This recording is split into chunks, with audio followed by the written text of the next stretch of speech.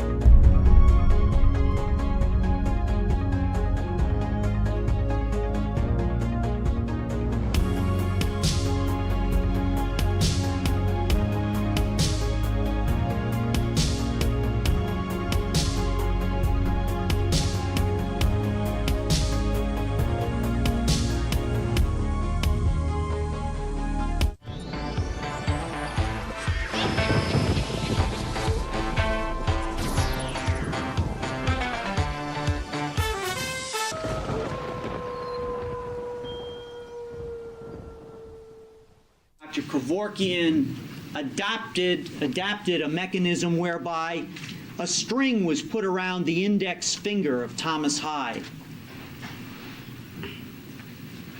and that all Thomas Hyde needed to do when he was ready to die was move his finger, pull the string, and that could start the flow of gas. The gas itself was turned on, not by Thomas Hyde, but by Jack Kevorkian. Let's rock. Ladies and gentlemen, welcome to Murder Church. It is early in the morning. I appreciate everyone for being here.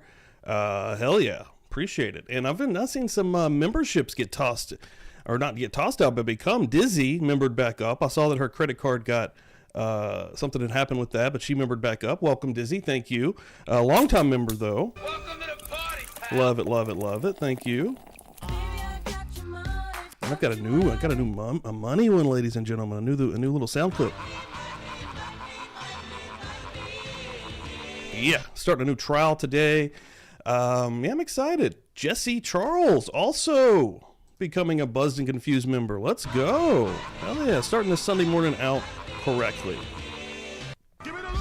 Give me the loot. Love it, love it, love it. Welcome to the party. Beers in the chat, guys. Make sure this is right. Yes. I do not have Bob Mata with me this morning. I sent him a message last night. He did not return the message, and I got him another one out this morning saying basically if you do see this and you want to jump on, just holler at me and we can do that. I know that he was on vacation in the Dominican, but last weekend I actually asked him, I was like, you think this will be good? He said it should be. So we went ahead and did it. But either way, if he wants to come on next week or even today later on, that's cool. We'll jump him in here. But again, I know he's coming straight off vacation and probably traveling.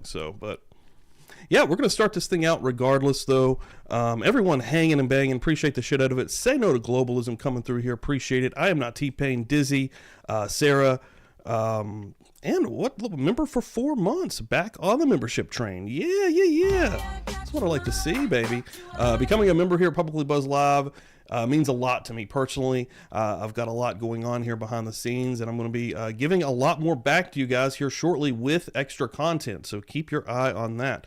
One thing that I wanted to plug real quick before we even get started into here is a little bit of new merch that I've got going on. I'm going to show off here.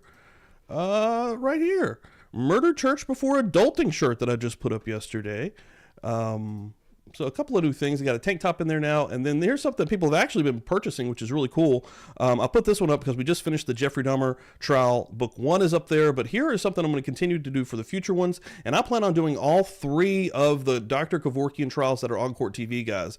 So that's 1994 is the one we're starting today, but I've got the first book of his up, which is technically book 2 of Murder Church. But yeah, I'm excited to get in here and get rocking and rolling. Let me make sure I've got the trial up. I do. Sweet.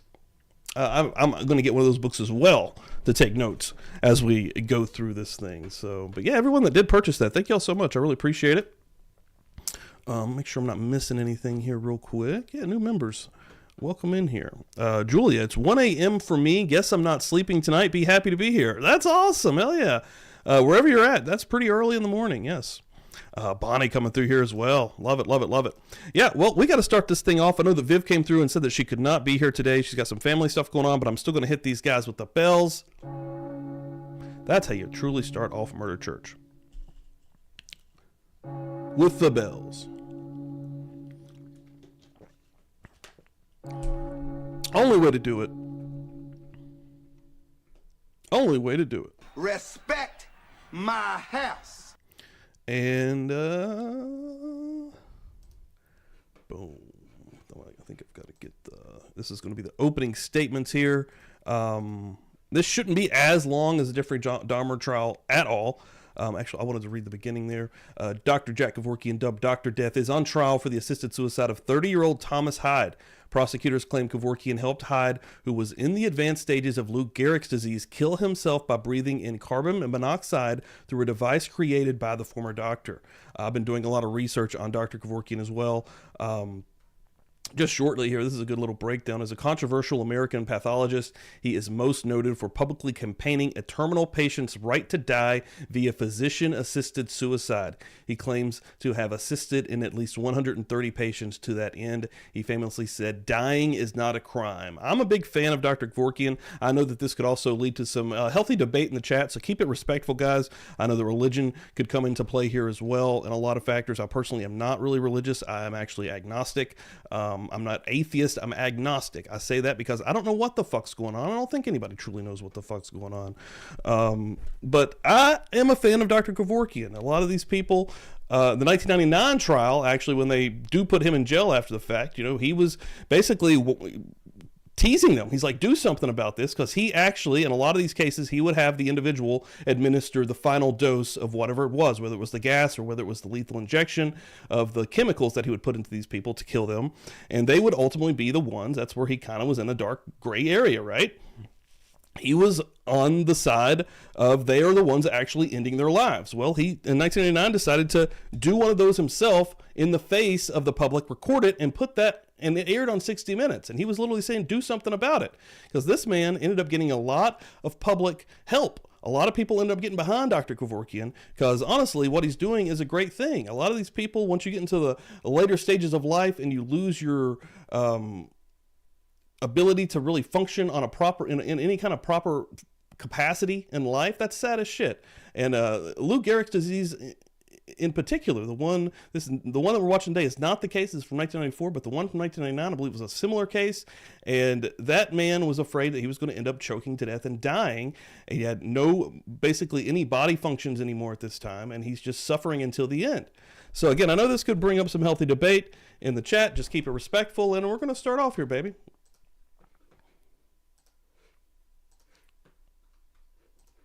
Get the sound right. Ba-boom, ba-boom. The jury.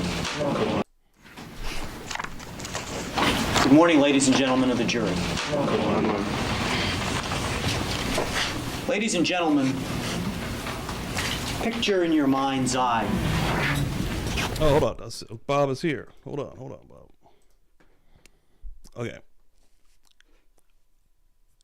Let me get Bob over here. I see an empty chair, but I got him.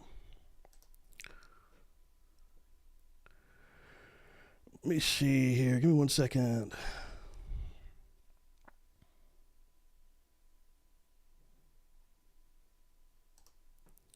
Put him on this one.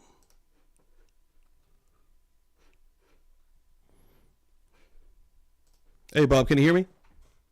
Hey, I got you, man. What's up? You're good, dude. Oh, you're good. Hold on 1 sec, guys. Let me get him in here. That was actually perfect. Yeah, I heard the little intro. Let's see. My shit's fuzzy. Do I look clear to you, Chris? It's coming in. I think you're coming through. Yeah, there you go. Yeah.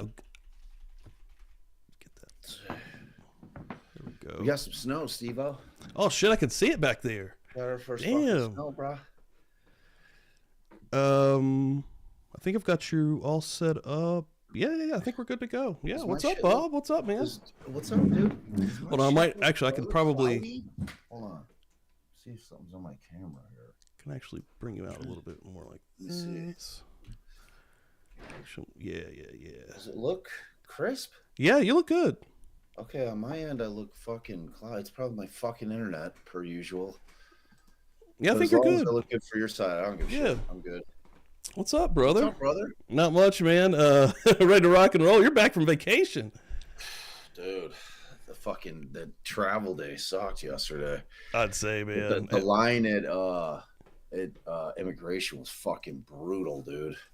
Like we landed at like 7:45. We didn't get home till like 11:30, man. It was fucking the immigration took like 2 hours. It was fucking crazy. And then you get back into snow. Yeah, well that I always love the first snow, man. I love that first snow. We ain't got any yet this year. It's beginning to feel a lot like Christmas. It's coming, dude. We're right there. Basically, Thanksgiving and Christmas is just one big giant thing now. Like, even before Halloween was over, you basically had your pumpkins, and then right next to it were Santa Claus. I was like, what is going on here? It's happened a little too early, but I'm ready to go. I've only bought one present, so I need to get on that. You bought a present? One present. Black Friday shopping? One present out of probably like 20 or 30. Dude, I'm the guy who's doing all my shopping. Well, not all of it, but like a lot of it, like Christmas Eve. That's me. That's my move. You know? Yeah, I'm actually the same guy. Like, I'm terrible, dude. I said that, and I'll still wait till the last minute, and I'll start going crazy right at the end. With the advent of Amazon, it made my life a lot easier, bro. Oh yeah, it used to be me in the mall. Yeah, those days are done. Like one of 12 dudes in the mall on Christmas Eve night, like fucking running through like a machine. Coming through, just crushing the shopping game. Grabbing shit. Yeah. All right, let's go. I'm glad you're here, brother. I'm gonna make a coffee real quick. Okay, cool. I'll be on the sidelines. You can start the openings. Cool. Let's rock and roll, guys.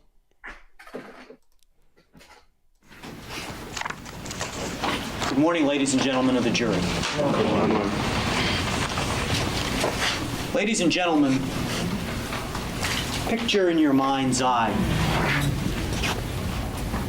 summer day in August 1993 on Belle Isle in the city of Detroit. Picture in your mind's eye that Belle Isle,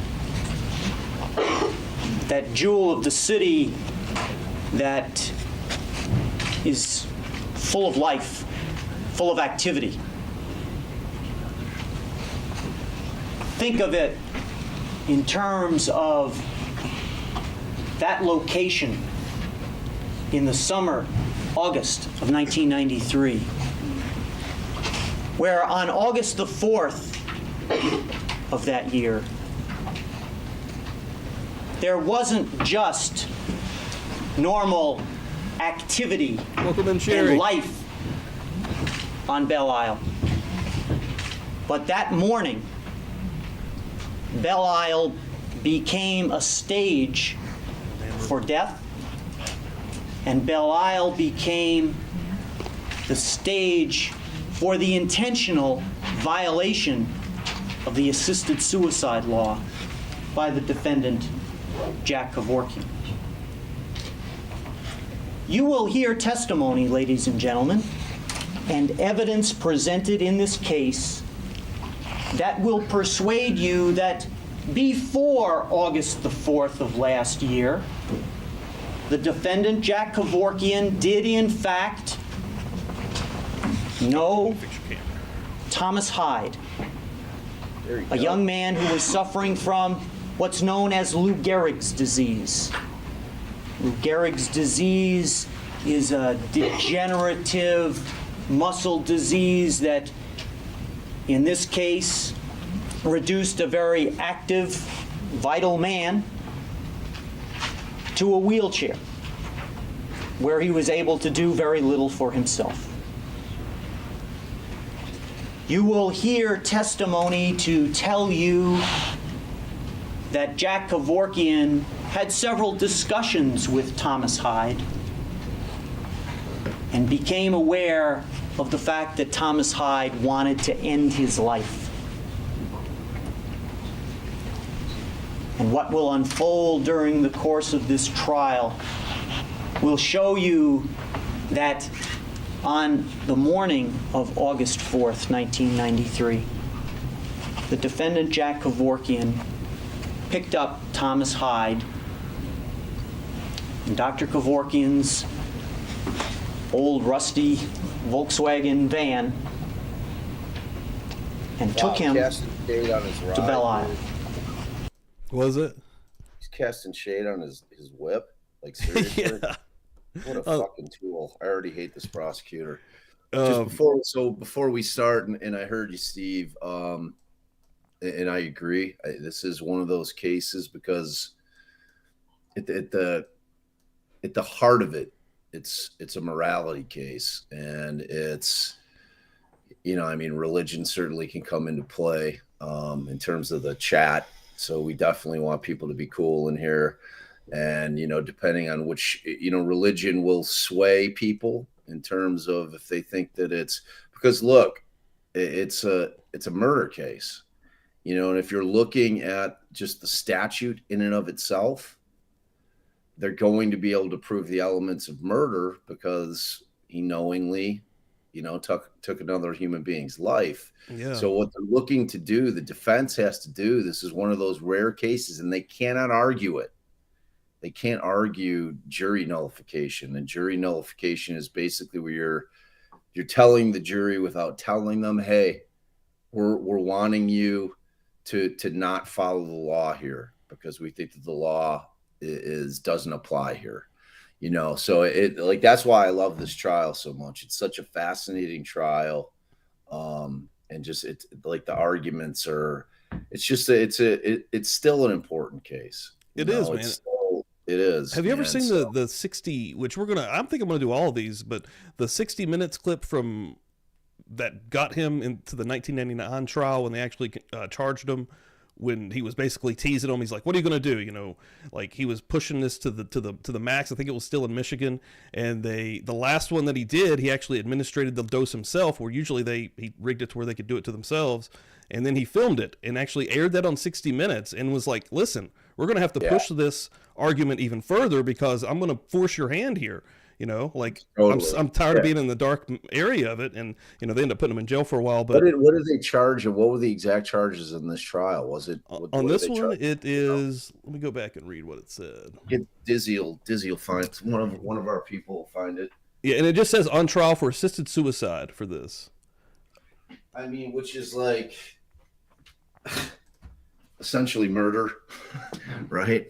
Yeah. That Yeah, like, I mean, and I get it, like, and also the religious, I actually come from a really religious family. Like, most of my family are super religious. I actually grew up a little bit in church, which is probably, honestly, while I'm not religious now. Like, I don't know. And I don't have any problem with religion. I have a lot of friends that are super religious, and I can see how that could definitely lead into this argument. But, man, at the end of the day, when you have somebody that has something like Lou Gehrig's disease, and their body's shutting down, they can't even speak anymore. Dude, when you have somebody that has zero quality of life, yes, in any way, shape, or form, I don't think it's the state's decision to make. Oh man. Period. That's just my position. I'm the same way as you are, religiously speaking. I'm consider myself like I'm spiritual.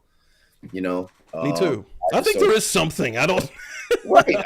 I feel something, but I don't know what the fuck it is. I'm not smart. I'm exact same way. Like that's exactly how I say it. I think that there's a greater power. I just don't know what the fuck it is. Yeah, man. Like me, I don't want to get into that whole discussion, but I touched on it in our earlier aliens and AI thing. So yeah. I gave my whole premise, my thesis on that. So all right, let's jump in. I might have lost it here just a little bit. I jumped to like 2 minutes. In this case, reduced a very active, vital man to a wheelchair, where he was able to do very little for himself.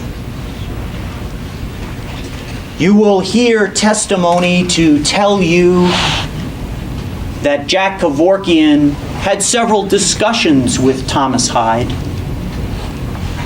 and became aware of the fact that Thomas Hyde wanted to end his life. And what will unfold during the course of this trial will show you that on the morning of August 4th, 1993, the defendant, Jack Kevorkian, picked up Thomas Hyde in Dr. Kevorkian's old rusty Volkswagen van and took him to Belle Isle. And the purpose of that trip to Belle Hell yeah. Say no to globalism coming through with the $4.99 right out the gate. My mom was Catholic. And Pop is atheist. So I'm passing the plate and the bowl. That's what I like to hear, baby. Hell yeah. I'm talking about the $4 hollow. It's actually a $5 hollow, Steve. Yeah, that is a $5. Love that. Thank you, Say No to Globalism. And I always give her a little bit of this one right here. This is gun country. This is gun country, baby. Isle was for Thomas Hyde to die. And you will hear that the van ended up on Belle Isle near the zoo. And you'll hear from witnesses and testimony that that morning, Dr. Kevorkian didn't just bring Thomas Hyde in that van with him. He brought other things. He brought a canister containing carbon monoxide gas. He brought tubing and he brought a mask. And he brought strings and a clip. There we go, Dizzy. Dizzy always coming Assisted through. suicide, murder, delivering a controlled substance for administering the drugs without a license. Yeah, they took his license after like 7 people, I think I read yesterday. In 1995, he actually opened up a clinic, like an actual clinic you could walk into in Michigan. And after the first person, I don't know why they would even, they knew what he was going to do. Somebody, a customer, quote unquote, came through, did the deed, ended up dying, and then they shut him down. They let somebody come through. Like, oh, yes, sir, here's your business license. And the purpose of bringing all of that equipment along with Thomas Hyde was to create a means by which Thomas Hyde could end his life. And what you will hear, ladies and gentlemen, is that on Belle Isle, while Thomas Hyde was lying in the back of this van, Jack Kevorkian took the tubing that he had brought with him, hooked it up to the carbon monoxide canister. He then put a clip on the tubing to restrict the flow of the gas. He then hooked the tubing to a mask. And then he put the mask on Thomas Hyde's face. You'll also hear that Dr. Kevorkian adapted a mechanism whereby a string was put around the index finger of Thomas Hyde. And that all Thomas Hyde needed to do when he was ready to die was move his finger, pull the string, and that could start the flow of gas. The gas itself was turned on, not by Thomas Hyde, but by Jack Kevorkian. The evidence will show you, ladies and gentlemen, that on Belle Isle, in the back of that van, Thomas Hyde committed suicide. You will hear evidence to indicate that Dr. Kevorkian knew that that was Thomas Hyde's intention. and that Dr. Kevorkian was the one who provided the means by which Thomas Hyde could take his own life. You'll hear testimony that Dr. Kevorkian was stopped on the island as he was driving on Belle Isle in the direction of the Belle Isle Bridge. You will hear testimony that when the police stopped the van that Dr. Kevorkian was driving, that Thomas Hyde was found in the back of that van and that he was deceased. You will hear testimony from the medical examiner that when they did the autopsy revealed that Thomas Hyde did in fact die from carbon monoxide poisoning. Ladies and gentlemen, the evidence that will be presented in this case is certainly one evidence that will tug on all of our emotions. But I ask you to listen carefully to all of the testimony. Listen carefully to all of the evidence and consider all of this evidence in light of the fact that the law in the state of Michigan says that anyone, whether it's Jack Kevorkian, the head of a hospital, a cab driver, or the head of the symphony, if they have knowledge that someone is going to commit suicide, and if that person does in fact commit suicide, and that the individual such as Jack Kevorkian provides the means for that suicide to occur, that is a violation. We expect to prove that to you beyond a reasonable doubt. I ask you to remain attentive throughout the entirety of the case. And at the end of the case, I'll have the opportunity to come back and speak to you again in closing argument. And at that point, I'll ask you to return a verdict consistent with the evidence presented. Thank you. Members of the jury, just 1 minute. Just in case we are going along and someone has some concern that they need to go out at some point, please just raise your hand and let me know. Okay, Mr. Feiger, you want to speak? Okay.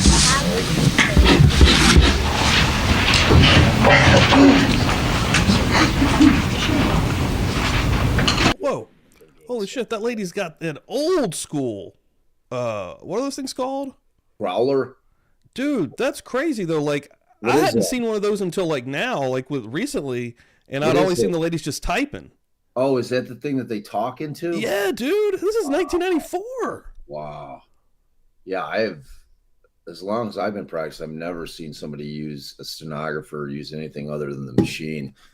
Yeah, I thought that where I'd seen, was it a Murdoch? I don't remember which one. It was one of these newer ones. Talk in the can. Talk in the can. Yeah, I'd remember being like, what is going on there? Then I learned what it was, and I definitely didn't feel like they would have had one this long back. Jay's in the chat. What's up, Jay? What's up, Jay? What's going on, brother? Yeah, I saw Jay pop in here. What's up, man? Appreciate it. Thanks, everyone. Everyone just hanging out. Appreciate it. Share this out. Let people know you're hanging out at Murder Church. Love it. Thank you all. All right, getting ready to get the defense side here. Ladies and gentlemen of the jury, my name is Jeffrey Feiger, and this is my opportunity to make an opening statement on behalf of my client, Dr. Kevorkian. An opening statement allows myself and the prosecuting attorney to tell you what we expect the facts will show. I won't go, ladies and gentlemen of the jury, I intend to prove this, and ladies and gentlemen of the jury, I intend to prove this. Some attorneys do that as a matter of style. I just don't do that. Everything in my opening statement that I say, very similar to Mr. Kenny, I intend to prove, and I think the facts will show. Although I have no burden of proof, I have to do nothing in this case because the entire burden of proof, beyond a reasonable doubt as to all the elements of the case, are solely on the prosecutor, but you know that. Detroit is the center and the seat of this trial, largely by circumstance. On August the 4th, 1993, Dr. Kevorkian drove his Volkswagen van into the Harbor Master's station on Belle Isle to report a merciful suicide of Thomas Hyde, age 30. Mercifully out of his suffering from amyotrophic lateral sclerosis, otherwise known as Lou Gehrig's disease. You are charged with deciding in this case, and you are also considering whether there has been a violation of Michigan law, which there hasn't been. But you are also deciding one of the great issues of human rights and the struggle for human rights and the struggle and the consideration of whether all humankind has the right and is permitted under law to make decisions as to how much suffering he or she must undergo before we finally, all of us, go into that good night. Some of us not so gently, some of us gently. The world's attention is focused on what we are doing here. It's been said that there has been more attention placed in this trial than any trial that is presently pending or perhaps ever had. Got a new co-host here. Well, first of all, real quick, Joanne coming through $2. Pass the Dutchie on the left-hand side. Let's go! Yeah. We come to party, baby. Thank you, Joanne. Really appreciate it. Has been in the world. And I don't think it is so much because a small doctor of Armenian heritage faces prison, but more that the world attaches itself to great causes. And this is a great cause. We need to examine a number of things and discuss a number of things here today in this opening statement as to what happened. Because everyone, you members of the jury respectfully, and the entire world needs to know what the proofs will be at this trial. What happened here? Firstly, you know, and Mr. Kenny's told that Thomas Hyde is not here. Certainly Thomas Hyde is no victim. And in fact, uniquely, and I think the facts will show, Thomas Hyde's wife, Heidi Fernandez, will not be testifying on behalf of the prosecutor, but will be testifying on behalf of Dr. Kevorkian. Because Heidi Fernandez can tell you what really happened. And Heidi Fernandez can tell you the truth. In fact, you will hear from the prosecutor only people who are employed by the police department and the prosecutor's argument himself. In other words, what I say to you is, there is a victim here, and the victim is on trial. Who is on trial? And what is on trial? You will learn about the family of Thomas Hyde. You will learn he has 2 children, Joey and Carmen. His common-law wife, Heidi Fernandez, will testify. His brother, Sean, has come here to testify. You'll learn about him and his suffering. I think we first need to talk about, though, how it came to be and who it was that Thomas Hyde was coming to seeking mercy. And that is the person who the prosecutor has charged with the crime and who no one will testify against except people who simply are employed by the city of Detroit to do their job for the prosecutor. Dr. Jack Kevorkian is a 1952 graduate of the University of Michigan School of Medicine. He also went to the University of Michigan undergraduate, but he was one of those high achievers who didn't even have to finish his degree before he went right into medical school. At the completion of medical school, he went into the United States Army and served as a medical officer in Korea. He is perhaps the best written medical authority on numerous medical issues in the world.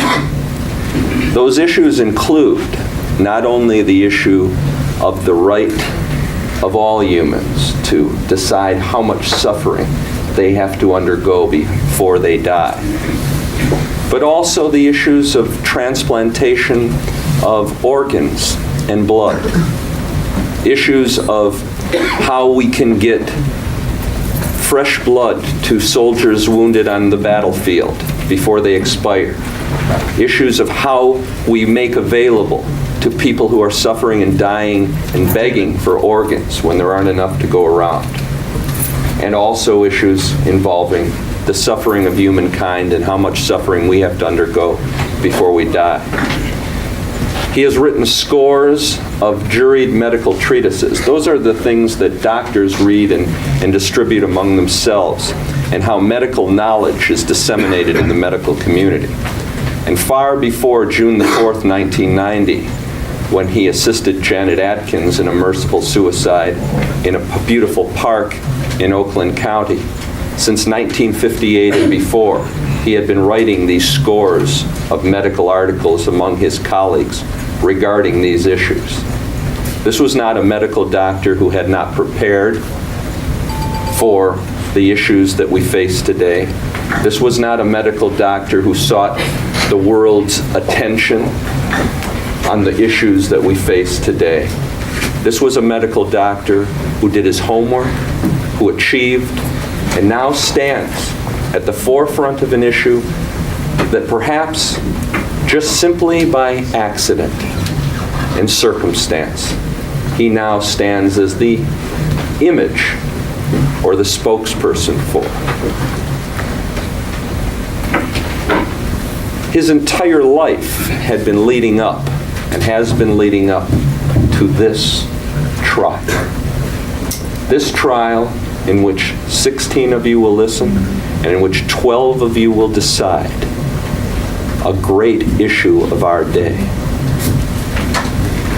Dr. Kevorkian has established and set up the most assiduously controlled circumstances under which it might be appropriate for suffering patients to consider, in association with their physicians, how much suffering they have to undergo before they finally pass away.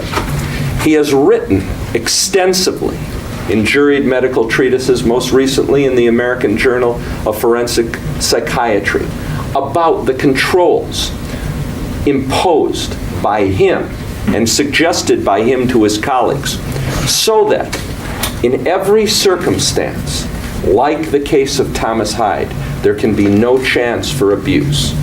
That it is clear that the patient suffers from a disease which is fatal, which will cause death surely, or which cannot be cured and has destroyed the quality of human existence. That all medical treatments for cure and to ameliorate pain, to end pain, have been exhausted by the patient. That the patient's entire family has been consulted, not only by Dr. Kevorkian and his assistants, Neil Nickel and Margot Janis, who sits here in the courtroom today, but the entire family of a patient has to be made aware of what the patient is considering, why, whether it's appropriate, and there must be counseling sessions with the entire patient's family so that there can't be something in which a suicide which takes place, you'll find out, in the neighborhood of 100 to 200 a week, 10,000 a year, taking place in aloneness, despair, desperation when a family member discovers their loved one's brains blown across the wall. That isn't this case. This case is one in which the entire family has been brought into the counseling process, and the only one who can ever consent and the only one whose concerns and will finally make the decision is the patient, his or herself. The patient is the only one who can request, although all the family members have to agree. And if the patient ever wavers, if the patient ever says, I've changed my mind, under Dr. Kevorkian's criteria, which you'll hear about, the patient can never, ever be assisted again. The patient has to undergo psychological counseling. The patient's medical records have to be examined to determine that the patient has undergone all forms of treatment and all forms of possible cure. Sometimes you'll hear religious counseling if a patient considers themselves deeply religious, and some have. Dr. Kevorkian has insisted, although none of the patients have requested, that clergy, priests, rabbis, ministers come in to counsel the patient about religious perspective. And when all of these criteria have been established, only then, and finally then, will Dr. Kevorkian consider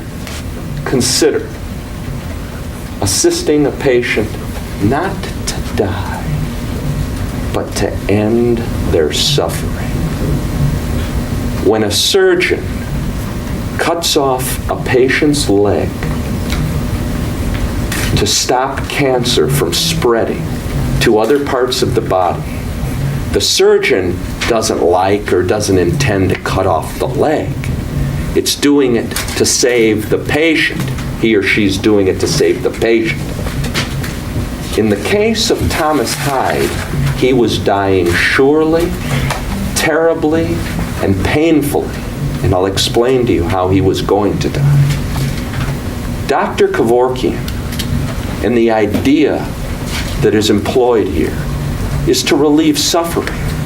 Because when one is dying from amyotrophic lateral sclerosis, what happens is the lateral nerves along the spinal cord begin to disintegrate.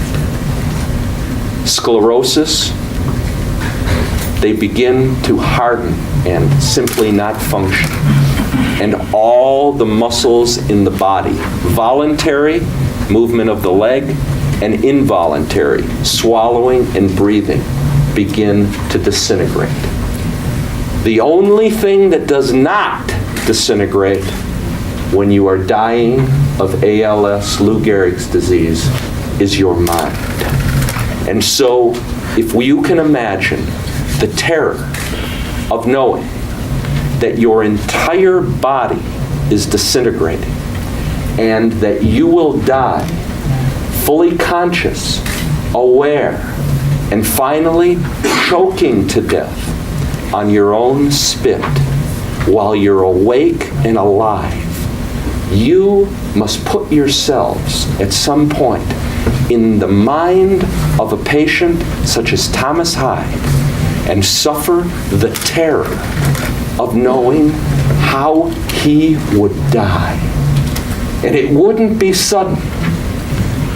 The breakdown in the ability to swallow and to breathe would be slow. And so there may be days and weeks of choking on your spit, all of a sudden suffocating and being helpless because you cannot even move your arms and your legs. And you'll hear his caregiver from the Hospice of Southeast Michigan testify. Kelvin Thurman will tell you that it was his impression that Thomas Hyde was being tortured to death. Tortured by a disease in which no one intended to inflict upon him. But because of an act of God, he, at age 30, was destined to die, and destined to die very, very soon.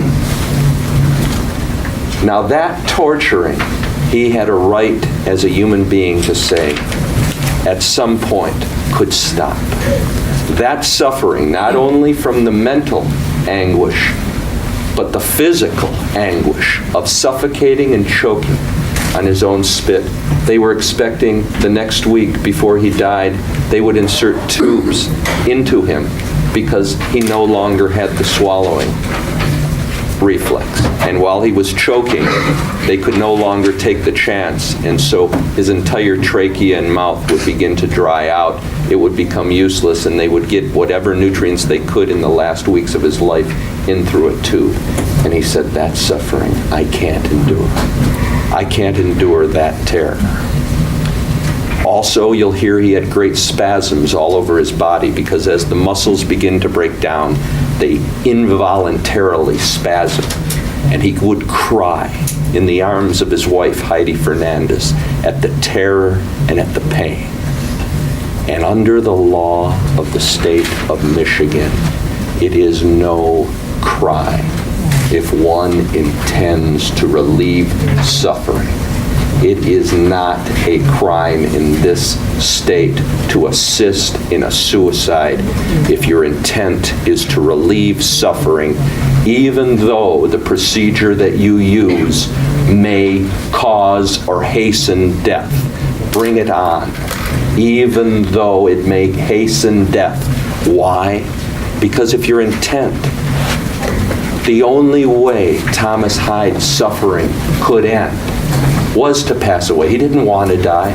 Dr. Kevorkian didn't want him to die. His wife, Heidi Fernandez, and his children and his brother didn't want him to die, but they did want him not to suffer.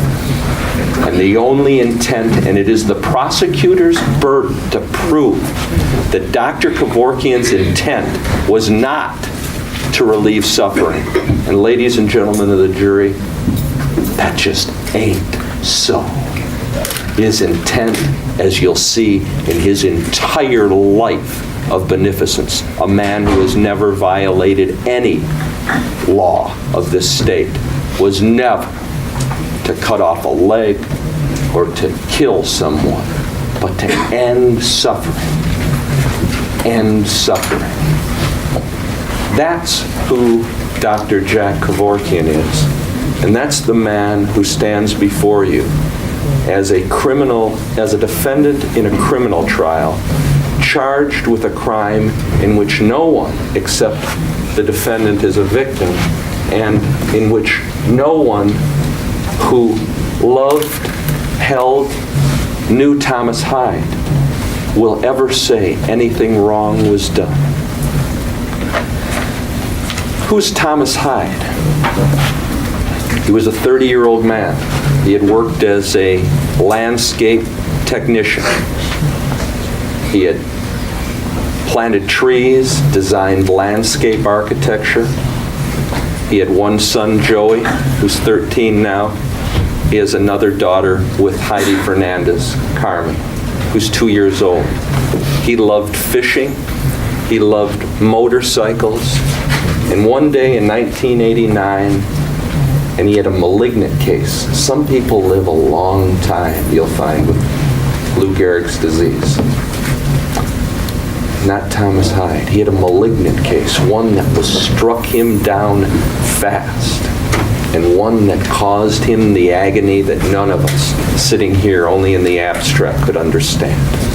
After watching the video that I watched yesterday, it's from the 1998 one, and that guy had Lou Gehrig's also, dude, and that seems like the most fear-inducing, Brutal. terrorizing disease, Brutal. one of the that you could have. Like, Brutal. Like I've had a couple of people that have had like really close friends that have had it, like younger guys, like in their late 40s, man, and it's the decline is so rapid and it's so agonizing. It's like it's one of the worst that there is in terms of like the speed in which, like, once you get a diagnosis and like the deterioration is so fast, man. It's not like one of those things that you struggle through for years. It's like, could you imagine that fear of, like, I mean, they're afraid of choking to death while they're eating, and not even just eating, just swallowing their saliva. Like, dude, he's crushing this opening. Dude, yeah, he's killing it, man. For exactly what it is. Like, it really. This is why defense attorneys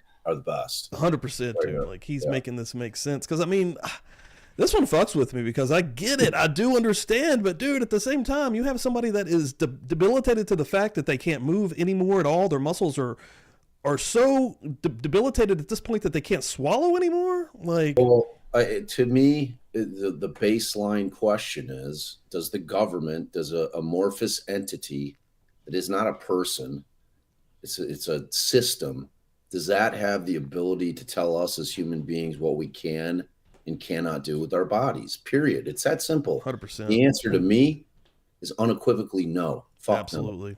No. Sorry, Scout. Absolutely. He began to fall on his motorcycle, and he began to lose coordination. You'll find out that's exactly what happened to Lou Gehrig. Lou Gehrig would be holding a bat, and they would fall out of his hands. He'd be kneeling in the batter's box, waiting for his turn, and he'd suddenly fall over. And that's exactly what happened to Thomas Hyde. He'd be working on his motorcycle, crouched down, and he'd begin to fall over. He'd be on the motorcycle, and he'd begin to fall over. Soon he was diagnosed with ALS, which is 100% fatal and kills you in the manner in which I've described to you. As Thomas Hyde began to disintegrate, and as his pain and his terror became worse, he began to seek out ways in which he himself could end his own life beneficently. The judge, I think, explained to you that suicide is not a crime in this state, never has been, never will be, and has never been a crime in any state. You will also, I'm sure, know that this is the first time in the history of the state of Michigan, the only time, in which anyone has ever been charged with this alleged offense. And Dr. Kevorkian is standing trial for the first time for assisting in a non-crime. Although suicide is not a crime, the prosecution claims there has been a violation of this state's law by assisting in a non-crime.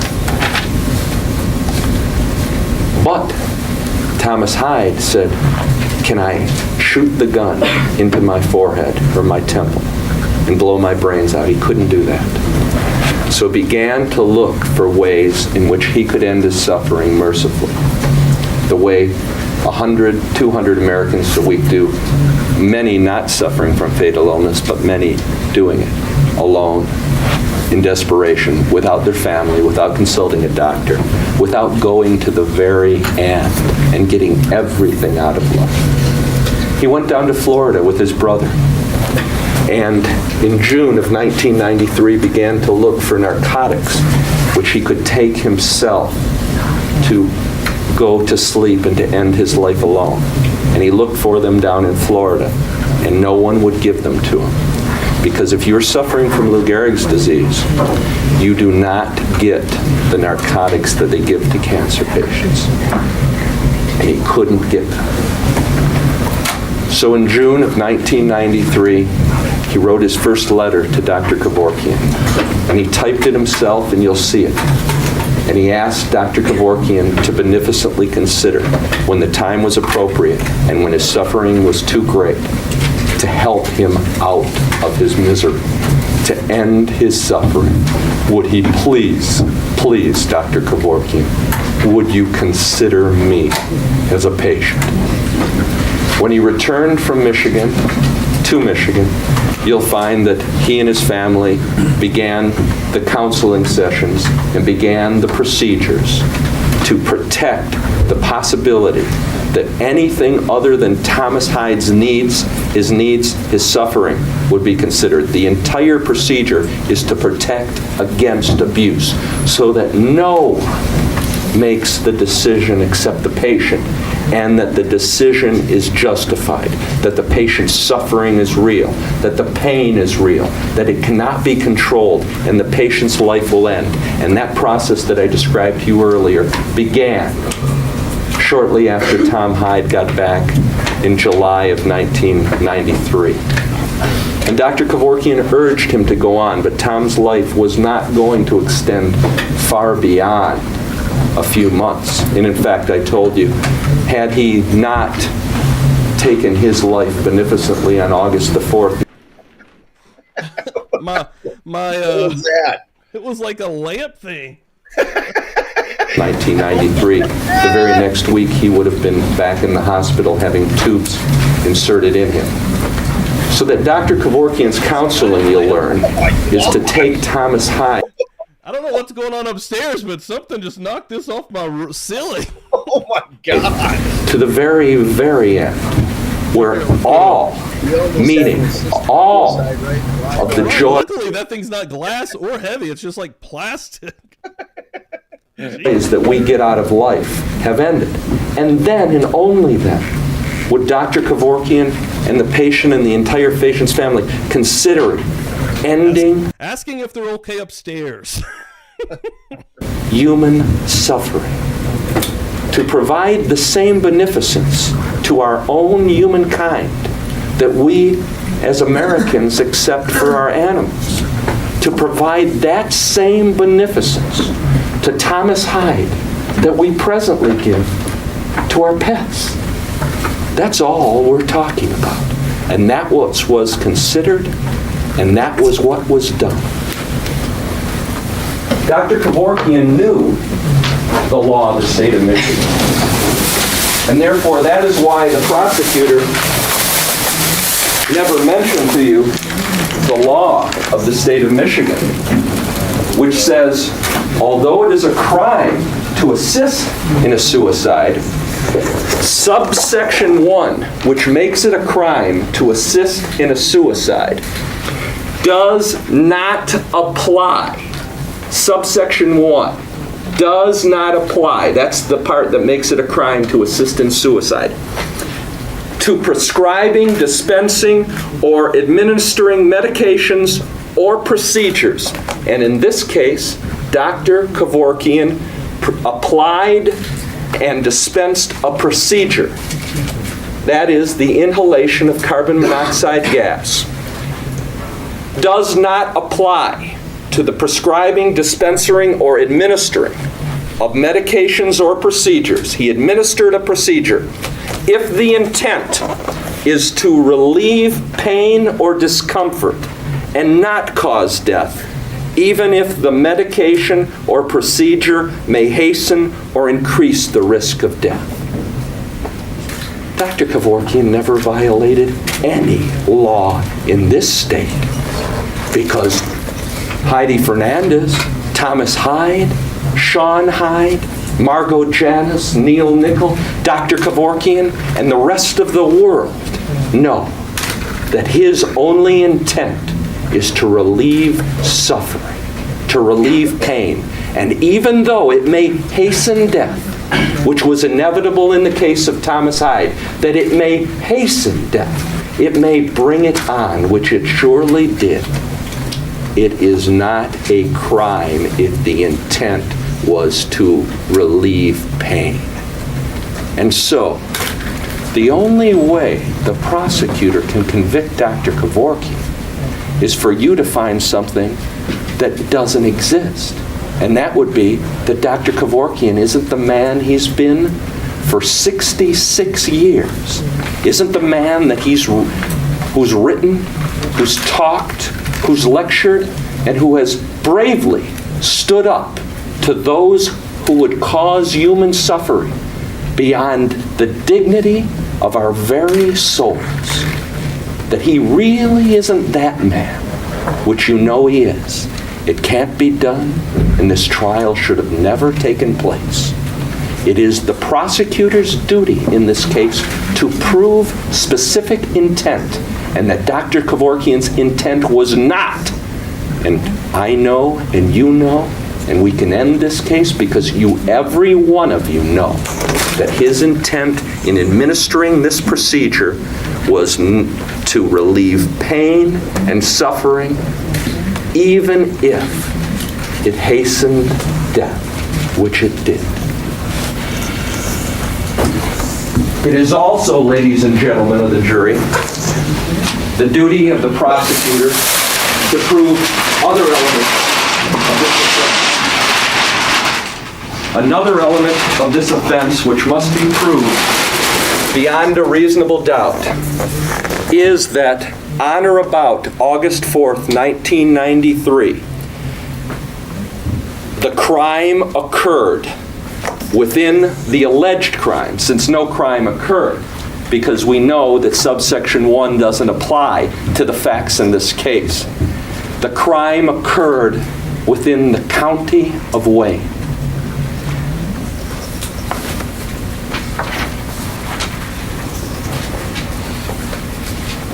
Detroit is the center and the seat of this trial, largely by circumstance. Dr. Kevorkian drove to the harbor master's station on Belle Isle to report a merciful suicide. However, Thomas Hyde did not die in the county of Wayne or on Belle Isle. His suicide, ladies and gentlemen of the jury, took place in Royal Oak, Michigan, at Dr. Kevorkian's home. Nobody in the prosecutor's office or the police bothered to even look. Of course, because the family of Thomas Hyde, they think what's happening is reprehensible. But they are required to prove beyond a reasonable doubt that this alleged crime, which isn't a crime, took place on August 4th within Wayne County. Thomas Hyde was assisted in his merciful death by Dr. Jack Kevorkian at Dr. Kevorkian's home in the morning of August 4th, 1993 in the county of Oakland. And they never even bothered to check. Okay? Thomas Hyde on that morning, knowing, and his wife and everyone in his family, knowing how he would die eventually, and no longer wishing to suffer the terror and the pain, as Mr. Thurman will describe to you, being tortured to death, was assisted into Dr. Kevorkian's van by his wife, who isn't charged, but she clearly assisted him, because there's only one person charged, but everyone's intent was to relieve suffering. And Dr. Kevorkian, and driven to Dr. Kevorkian's home in Oakland County, Royal Oak. Behind Dr. Kevorkian's home was Dr. Kevorkian, and his assistant, Neil Nickel, was nearby. Dr. Kevorkian at that time assisted Thomas Hyde, and Thomas Hyde died at Dr. Kevorkian's home. When Thomas Hyde's suffering had ended, Dr. Kevorkian informed Mr. Nickel, his assistant of many years. They've worked together since their days at Saratoga Hospital. And they drove to Belle Isle. They didn't drive, Dr. Kevorkian drove to Belle Isle to surrender himself at the Belle Isle police station so that Detroit and a Wayne County jury could be the center of the world's attention on one of the great issues facing us today. Nobody asked. Dr. Kevorkian was also concerned because in the past, and you will hear because the prosecutor has a tape recording, the people in Wayne County have treated, including the police, and indeed even Mr. Kenny's office, have treated Dr. Kevorkian with respect. Police in Oakland County have in the past been very brutal to Dr. Kevorkian. And he did not wish to suffer that brutality, and he preferred to surrender himself in the city of Detroit. And that's why it took place here, and that's why we are here. So that in proving the elements of this offense, the prosecutor will fail twice. One, because Dr. Kevorkian's intent was to relieve suffering, and also because this alleged crime, which is not a crime, did not occur within the city of Detroit. Causes stir the world, and this cause has stirred the world. It stirred the world because it runs deep, because it's wide, and because it extends into the future where no man or woman can see. This may be, in history, a rather small, maybe not very important event, ultimately. But it's important because it raises an issue. It's important because it raises an important issue. And this issue will be decided in this trial by you. And it'll be decided right. Thank you very much. Thank you, Mr. Fiker. Mr. Kinney, you have a witness to call? Yes. Please do. Thank you.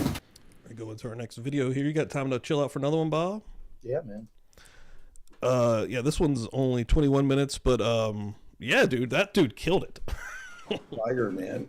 Fire. So Charlotte had asked, I think he's a great lawyer. I think he laid out the issue.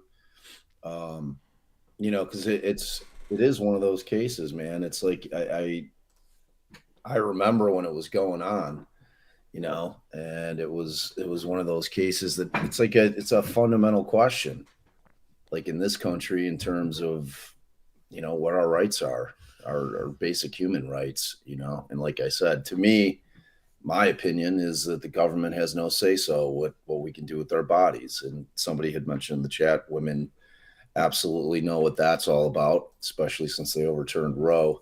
And that's 100%, you know, my position is the government never has the ability, should never have the ability to tell us what we can and can't do with our body. They can't control our bodies, man. Yeah, man. That's a scary proposition to me. So, Dad, Kathy wants to know your opinion on. I like him a lot. Like I think he represented Jack in a few of these, and like he's pretty accomplished. I don't know if this was kind of his first case, which put him on the map, but I mean, to that point, actually, when I was doing a little bit of digging yesterday and reading, and when I got to 1999, when Kevorkian was really pushing the issue hard, him and his defense attorney, if this is the same individual, I'm not 100% if it is, but if it is, if this guy stuck with him, actually, I believe reading it said the longtime attorney of his, so probably it's the same guy. They had a bit of a falling out because at the end there in 99, Kevorkian wanted to represent himself in that one. But yeah, I think there's, you know, when you have a doctor who is as adamant as Kevorkian was with what he was doing, I mean, for him, it was, you know, and it's like they hung that Dr. Death shit on him, you know, which is just ugly media shit. You know what I mean? It's like that kind of stuff when you're going into a trial like this. And I would have loved if they would have had YouTube back. I was about to say, if the internet age would have been at this point in time, imagine what that trial would have been dude, like. it would have been insane. Camps. It would have been two camps, and somehow he bled through the television screens and still captured people, even through the media. Right? Yeah. He still had people on his side. So today, dude, oh man, it would have been crazy. It would have been wild to watch. And it just would have been like the debates would have been. I just don't. I can't see anybody convincing me under circumstances like this to where there's any position the state has where they can dictate what somebody can and can't do. Like if 100%. You have zero quality of life, He was never trying to convince somebody, hey, you should die. The one video I've seen when he actually recorded it and he wanted it to be on 60 Minutes so he could show, he asked that guy so many times, he made him sign twice. He said, you don't want to wait a week? You don't want to wait 2 weeks? How about another month? He's trying to get him to wait. And that guy was just, no. And, well, and like, you know, he went through it in terms of kind of the protocol that Kevorkian would go through. You know, he had to, like, anybody that was coming to him for assisted suicide had to have gone through everything else in terms of any kind of life-saving measures before he would say, all right, you know, I mean, this is it. It's inevitable. I'm just helping, you know, speed the process along so that you don't have to live in agony. The terror. Oh, man. Like the mental side of it. The mental side, because in some of these, you know, sometimes the brain goes as well. But I mean, yeah, when your brain is fully functional and your body's just completely gone, I couldn't imagine that terror. Like just thinking about it with a fully functional body is terrorizing. Like it'll give you nightmares. So, and it goes, for me, it goes either way. You know, to me, the physical losing, you know, all your physical faculties is beyond awful, but it's equally awful to me if I would have lost all my mental faculty. I mean, you just don't have any quality of life. Yeah. If I've lost my mind to the extent where I can't remember her or anybody, you know, it's like me personally, I know what I want to do. Yeah. And government shouldn't be able to tell me what I want to do. Definitely. You know, I have a quality of life, you know. I've seen Alzheimer's up close, dude. It's one of the worst ones. Brutal, it's horrible. dude. Brutal. It's a bad one. Right now, and it's and that's a much slower thing right now, but it accelerates. You know, it gets worse and worse. It's like, and those unfortunate people will get to the point where they'll choke. They'll forget how to swallow. You know, it's everything. Like it's all of it. Yeah, it's brutal. All right, let's roll through a little bit more here. I am going to go upstairs to make sure everybody's still alive. I don't know what the hell just happened. Name and your present occupation. My name is James D. Arthurs. I'm an inspector with the Detroit Police Department. I'm currently assigned at the Internal Affairs section, and at the time of this matter, I was assigned as the commanding officer of the Harbor Master section, Belle Isle. How long have you been with the police department? Going on 27 years.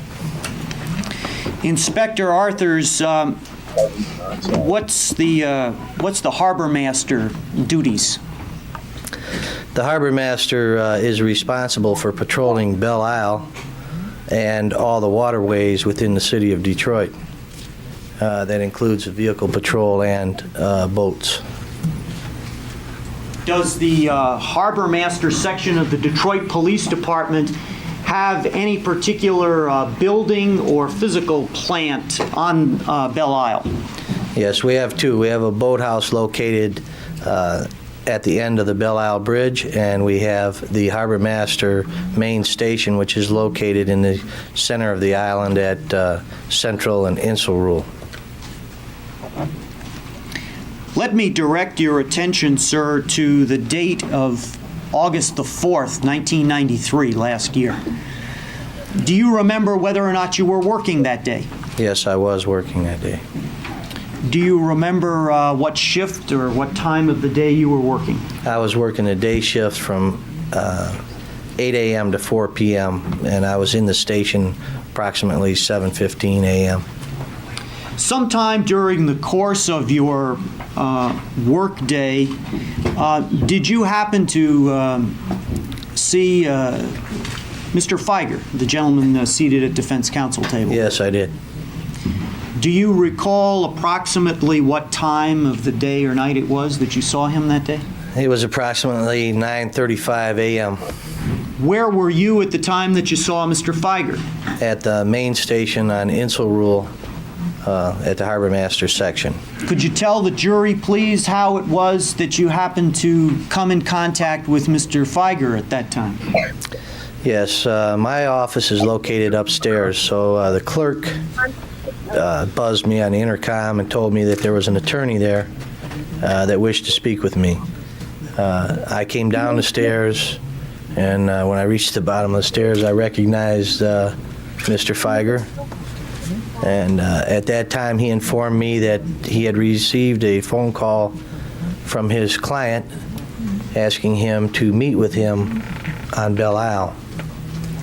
And I said, "Your client, Kevorkian?" And he replied, "Yes." At that point, he informed me that Mr. Kevorkian was at a telephone near the zoo on Belle Isle. I instructed my clerk to notify notification and control and the homicide section, the evidence text, and the appropriate people, because I assumed that we had an assisted suicide. And Now, with regards to who it was that you directed to make phone calls, who was that again, please? it was a clerk, and I think it was probably Officer Wanzel. It could have been Officer Green, but I think it was Wanzel that I told to make the preliminary notifications. And is that a matter of routine? Well, it would be routine in this particular situation. I mean, there are certain people that would have to be notified, and I wanted to start it off early because I had limited manpower there at that time. So what happened next, Inspector? I accompanied Mr. Feiger to the vicinity of Central and Vista. Now, what's located there? That's the zoo. It's the side of the zoo, and that's where the public telephone is. Now, at the time that you did this, were you on foot or were you in a vehicle? I was in a marked Detroit police vehicle. Mr. Feiger was in his own private vehicle, and I had also instructed the one car that I had working that day to respond. Now, were you looking for anything in particular? Yes, I was looking for Dr. Kevorkian's white van. Now, did you in fact get to the area of Vista and Central? Yes, we did. When you got there, did you see the white van? No. As a result of that, did you do anything? Yes, the car I had signed there was Anita Banks, police officer Anita Banks. She pulled up next to me. I asked her if she had seen a white van there, and she replied that she had. About this time, she said, "There it goes there," and I looked up and it was coming down Riverbank. And about the same time, Mr. Feiger observed the van and started blowing his horn, made a U-turn, and we both proceeded after the van. Now, in terms of this Riverbank street that you're referring to, what part of the island does that run on? That's the outer street on the north side of the island, which would be the street that exits, goes to the bridge to exit Belle Isle. Now, tell us, please, at the time that you saw the van, did you take any action? Yes, the van was traveling at a high rate of speed. I thought at first that he was trying to make an escape or something. So I activated the overhead lights and the siren. Dr. Kevorkian stopped almost immediately. Now, once the van stopped, what happened then? I exited the scout car, and I was driving the scout car, so I exited it, and I was in like the center lane. He was in the left lane. It's a one-way street. We were in front of Shelter 8, which would be just east of Insel Rule and located almost directly behind the police station. Dr. Kevorkian exited his vehicle, walked around the front, and we met between the two vehicles there. And when you say Dr. Kevorkian, for the record, you're indicating the gentleman seated at the defense Yes. table? Okay, thank you. Now, when you met with Dr. Kevorkian, what happened at that point? And Dr. Kevorkian asked me who notified the news media. And Well, I hate that there's like, you can just see his whole body. He should be behind something. His balls. It looks weird. His balls.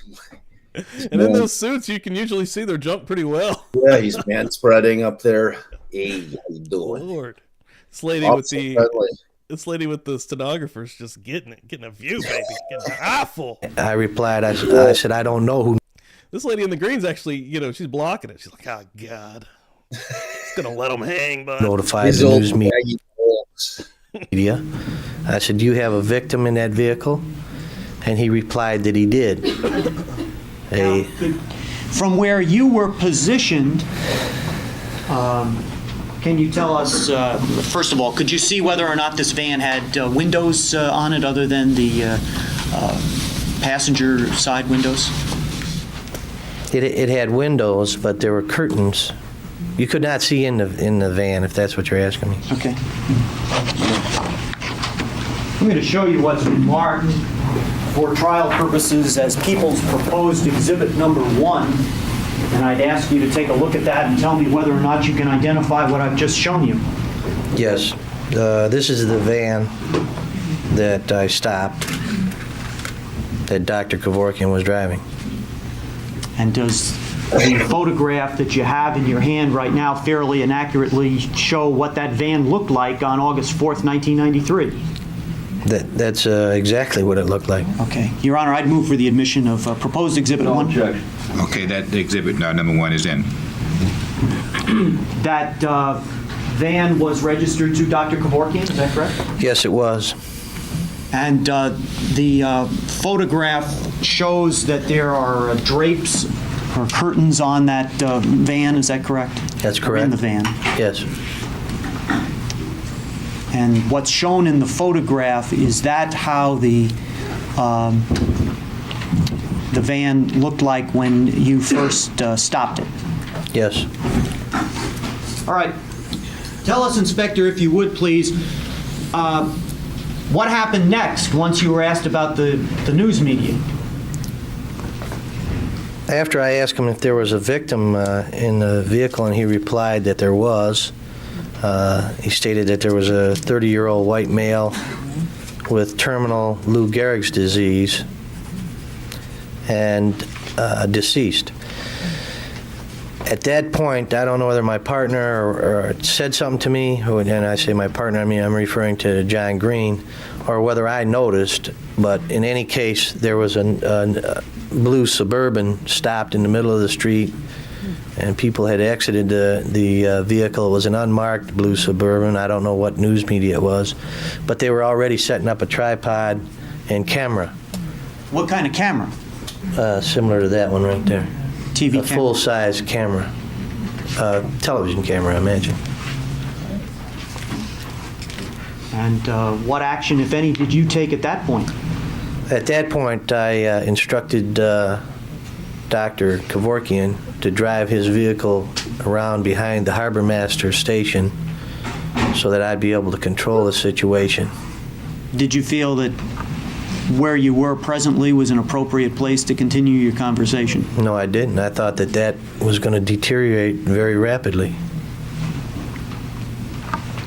And how so? Well, as I stated before, I had one-man car working. That's why I had to respond to this particular run with my clerk. And I wouldn't have been able to control the crowd situation or protect the crime scene in order to conduct a proper investigation. So I ordered the crime scene moved to a position where I could control the access to the vehicle, to the defendant, Dr. Feiger, and where we could hold a discussion without having to... Dr. Feiger. It's Dr. I mean Dr. Kevorkian, I'm sorry. Whatever you might think about that. They used to tell me in law school that you call ourselves. So I guess that was a Freudian slip. In any case, Mr. Feiger was there too, and I knew that we were going to have some type of a conversation there, and I wanted to control the crowd situation and the news media, and protect the scene for the homicide investigators and the evidence technicians. By the way, while you were still out on Riverbank Street, did Dr. Kevorkian tell you the name of the person that was in the back of the van? I don't think so. I think he told me that behind the station once we reached the, once I had him back behind the station. All right. Now, you've told us that you made a decision to tell Dr. Kevorkian to pull the van behind the Harbor Master station. Was there any particular reason why you chose that location as opposed to any other place? Yes, it's fenced. It's surrounded by bushes, and there's only one driveway in there that runs along the side of the station. So that when he pulled in there, I parked my police vehicle in that driveway so that they couldn't get back there, and then had an officer stationed there so that they closed both garage doors to limit the access to the area. Okay. And once you got back there, can you tell us, please, what happened at that point? Well, at that point, I had a discussion with Dr. Kevorkian regarding the name and address and identity of the victim. I also, he was very upset about the news media being there. He was very angry with Mr. Feiger. But after we got that part settled down, we were able to get the identity of the victim. We notified Who did he tell you the person was? The person who was in the van? Well, let me refer to my report here. Thomas Hyde, and gave me an address of 45733 Lakeview, number 13107, building 13, Novi. Okay. And that's in Oakland County? Novi? I don't know if it's in Oakland or Wayne County. I think it's probably in Oakland County. Now, did Dr. Kevorkian tell you anything else?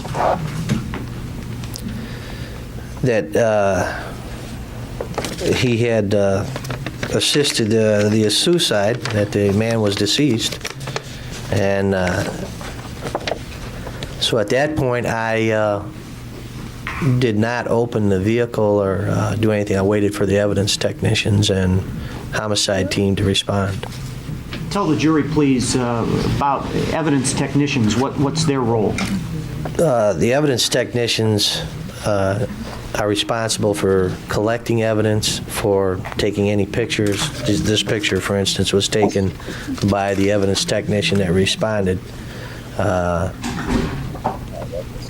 So they pick up all the evidence, take any fingerprints, anything like that at a crime scene. So the best thing to do if you don't have to is leave the crime scene alone and don't disturb it. Let them go about their business. And on a homicide, or this is assisted suicide, but it's handled by homicide. The homicide team takes over. They're in charge of the scene, so we turn it over to them as quickly as possible for them to start their investigation. Did you make sure that no one had access to or got into the van until the homicide investigators and the evidence technicians arrived? Yes. Do you recall, were you present at the time that the evidence technicians began to do their work in connection with that van? Yes. Did you see the van opened? Yes. And who opened it, if you can recall? I can't recall. I know it was opened in my presence, and it was either opened by the evidence technician or the homicide investigator, which would have been Lieutenant Presley. And do you recall whether or not you saw anyone inside the van? Yes, I did. I'm going to show you what's been marked as People's Proposed Exhibit Number 2, Mr. Feiger. I have no objection. showing you what's been marked as People's Proposed Exhibit Number 2. Can you take a look at that for me, sir? Yes. Can you identify what I've just shown you? Yes. And what is shown in that photograph? That is the deceased that I observed in the exact way I observed him in the van. That is a picture of the inside of this van with the deceased and that tank over there. Does that photograph that you have in your hand right now fairly and accurately represent what it looked like inside the van when it was first opened up in your presence? That's exactly what it looked like. Okay, I'd move for the admission of Proposed Exhibit 2, please. That's, that exhibit number 2 is admitted into evidence. Describe what you saw inside the van for us, Inspector. I observed the body of a white male with a mask over his face with a tube leading to a canister in a cardboard box, like that box sitting over there.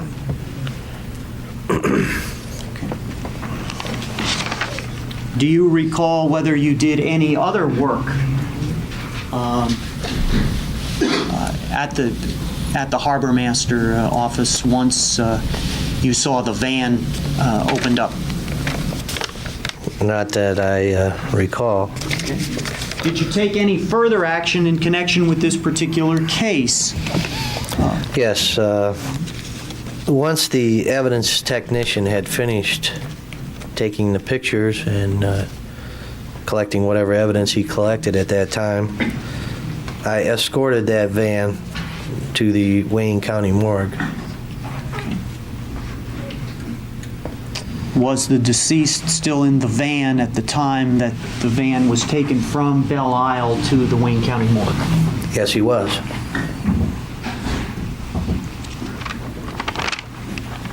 And do you recall who it was that took the van or drove the van? Yes. Lieutenant Presley drove the van. I led the van. And there was a...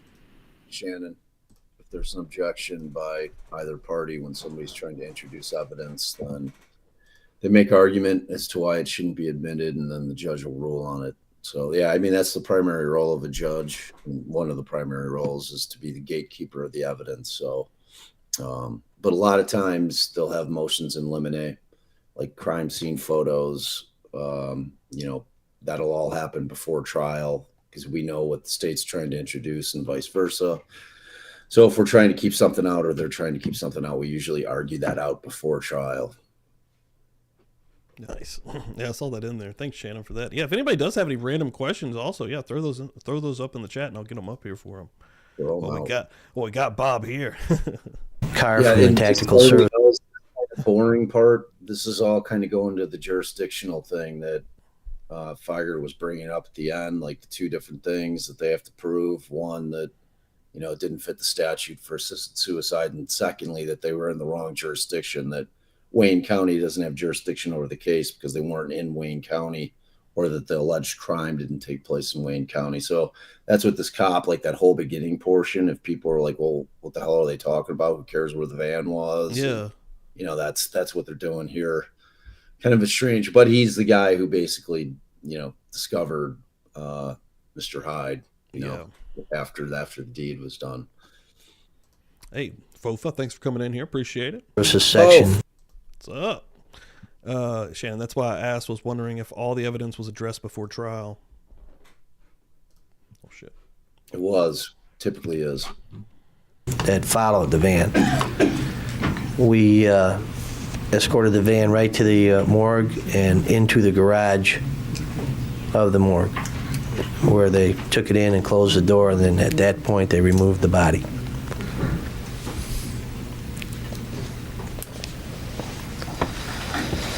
Hold on. Yeah, that's a nice mullet.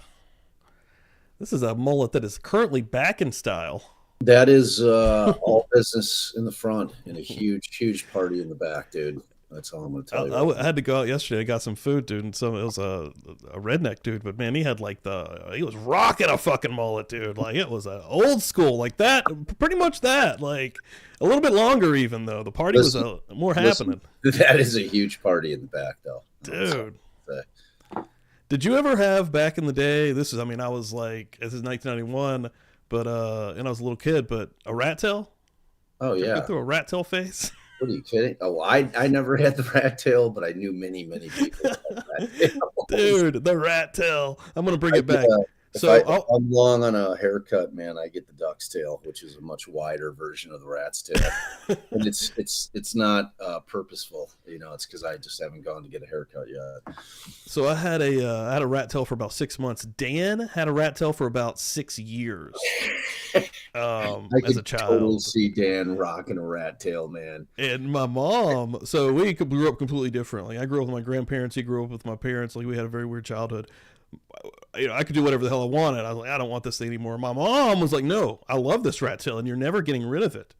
So finally, once he got old enough to get rid of it himself, he's like, oh, fine, I'm getting rid of this rat tail. She kept it, dude. She kept the rat tail. She put that shit in like a plastic baggie. Ziploc. This is mine forever. I'm going to give you this back someday, Danny. For Christmas, I'm going to wrap it, stick it in your stocking, and it'll be a wonderful gift for you. Oh my God. I never let him live that down. I'm like, where's the rat tail at, dude? She's got it somewhere. Oh. Your Honor, at this time, I have no further questions of the inspector. I would request, with regards to Exhibits 1 and 2, if we could circulate them to the jury at this point. Yeah, they are. Hey, at least, okay, Dizzy's in the same boat. My mom kept my brother's rat tail, too. This is a thing. Yeah. Damn. For sure. They are in it, admitted evidence. Put Brooklyn's second to last comment up, because it's a very good point. Not the last one, the one before it. If hospitals could find a way to charge hundreds of thousands for assisted alt-control delete legislations, would be fine passing it. Yeah, because a lot of that that goes to the heart of a lot of this. Like if you've got somebody that's intubated who cannot breathe on their own, I mean, like now they've got DNRs, do not resuscitates, like that you can sign. Well, that they require you to sign if you're the patient or if you're of sound mind when you go in, and and if you're going to be admitted, they'll have you sign those DNRs where you're given a choice early on, like whether or not that you want to be kept on life support machines. Right. So, because I mean, for the hospital, they're just making bank. I mean, there's obviously no quality of life if you can't breathe on your own. Or if they're just administering so much pain medicine so that you're in excruciating pain, and they're just like keeping you alive really for no other reason other than to make money. And I think it was Brooklyn or somebody had said, Brooklyn's been making a lot of really good points in here. A lot of times it is the family. It's difficult for the family to let go. You know what I mean? It's like, so they're the ones, if they're the ones making the decisions, it's based on the fact that, that they're just having a really hard time letting go of their loved one. The difficult decision to make in that time, It is, man. I mean, you don't want to let that physical body, the person go, but I mean, truly, mentally, they're not really there, if you want to call it a soul or whatever. I mean, or they're in excruciating pain, pain to which, like we probably can't even understand until you're physically feeling it yourself. Exactly. It's like, that's just, man, for me, it's clear cut. I mean, for me, it's simple, but I get how it's not for some people, but it's like, I just know what my position would be if I'm in that position. That's where, I don't want to step on any toes in the chat, but just for me personally, that's where religion messes a lot of stuff up, man, because you've grown up your whole life being told basically, if you do this, you're not going to get into heaven. You know what I mean? I mean, that's going to play with you until the very end. If you're still of sound mind, that's fucked up, man. Like that's. Yeah. And people, I saw somebody asked, in terms of suicide, like there really can't be a criminal statute, because for suicide itself, there could be a statute and there are statutes for attempted suicide, because if you've committed suicide, there's nobody to charge with the crime if you've been successful. Right.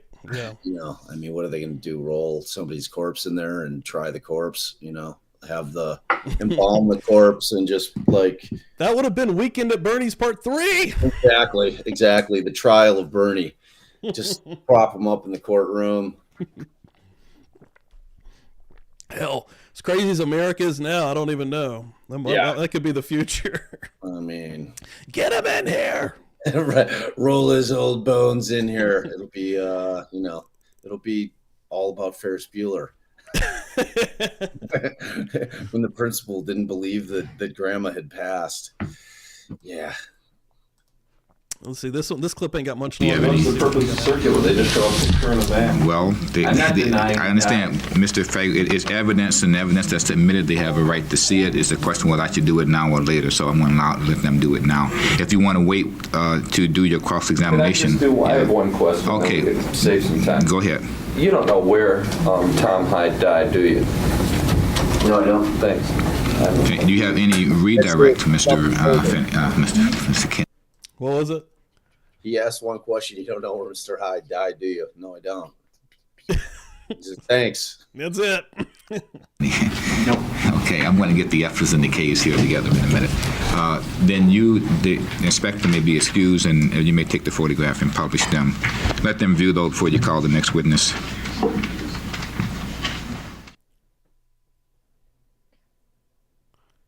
Next witness is Chief Medical Examiner Dr. Bader Casson takes the stand. This is an hour 32. Oof. You feeling that or no? No. Okay. That's a long time. We're gonna get my dog. Nice. Hey, well, I mean, I don't want to put this on you every week, but if you ever want to come back, bro, dude. Oh, dude, I'll definitely jump open back. Fucking invitation. I'll 100% be jumping back. I love it. Yeah, everyone hanging out today, thank y'all so much. Appreciate it. Next week, yeah, we'll keep rolling through this. I did kind of look ahead just a little bit. This is not going to be nearly as long as Jeffrey Dahmer, which went 23 weeks. This will be at least half of that. Some of these are shorter, some of these are longer. But yeah, we'll fill it out as we go and keep trucking. I do want to do all three of these, though. There's 94, 96, and 99, all on Court TV. And yeah, I'm definitely intrigued. I've been digging in. I'm going to keep digging in, and I'll be posting some facts and some cool stuff on Twitter, so make sure you're following on there. Make sure you're following Defense Diaries. I'm sure you're going to be going live this week with some stuff, right? Yeah, for sure. There's like Delphi never sleeps.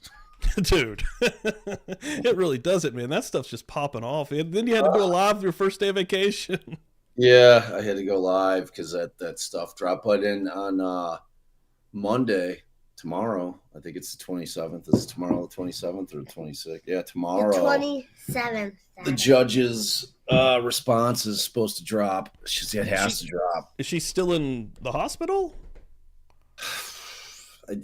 No, I think she's at the house, but it sounds like that was fucking fishy, dude. What the hell's happening? We're not going to go into all that, but what the hell's going on? I think she's probably like my thought was she was. Look how much tanner I am than you in the camera. Wow.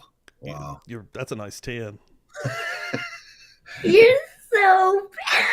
I don't tan at all. I wish I could tan. Yeah, this is you're gonna look more like Cameron. Her whole face is peeling. She looks like the zombie apocalypse.